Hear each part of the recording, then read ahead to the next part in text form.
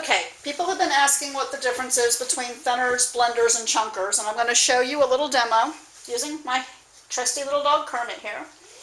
These are blenders. They have a solid piece, and then over here on this side they have a notched edge, and that can be like a wave design. Some of them are keyhole with a hole at the bottom, and then there's straight ones. That's a personal preference as to what you want to use, but there's really no difference. And I'm going to show you on the back of his top skull what good blenders are for. Blenders can actually be used almost like a blade to get a really nice smooth finish. They are designed to blend hair basically, and you're blending from long into short here and using it to cut off length. Now as you can see, I got a bunch of hair off.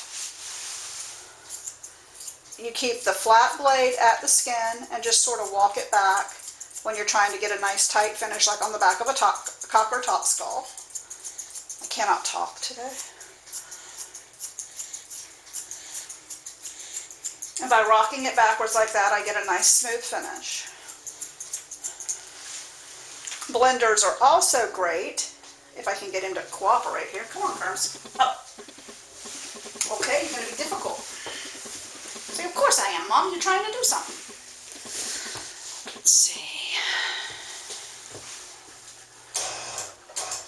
Right through here on cockers, they tend to get really bulky. And if he had already been stripped out, I would then want to tighten the shoulder up more. And the blenders are a good way to work that, because you would literally go down the coat like this, where it's not going to cut all of it out, it's only going to cut some of it out.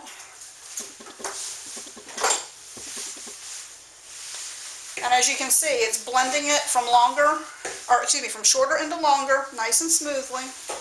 Now if you wanted to bulk thin it a little bit because you had too much hair, that's what true thinners are for.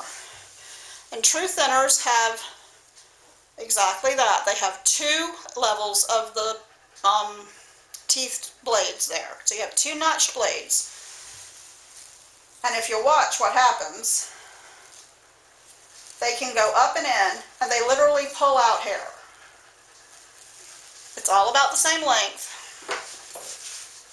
And that's called bulk thinning. The only place I personally actually bulk thin, besides here where I'm showing you what it does, is on a cocker crown, where you want to come in from behind, and I'll show you that in a minute.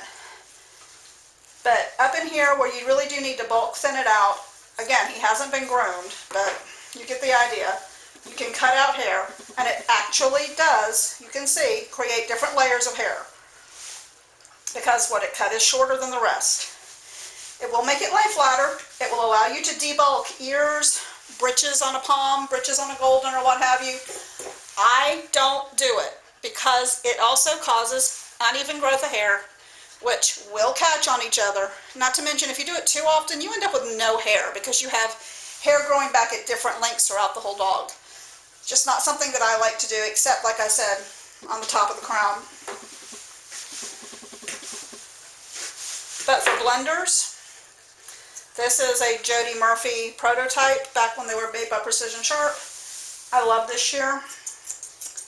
But as you can see, it will literally cut off from the outside, which you can use your thinner for that as well. It's just not as efficient.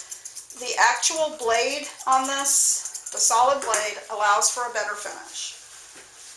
And the more teeth your blender has, the more hair it's going to take off and the smoother the finish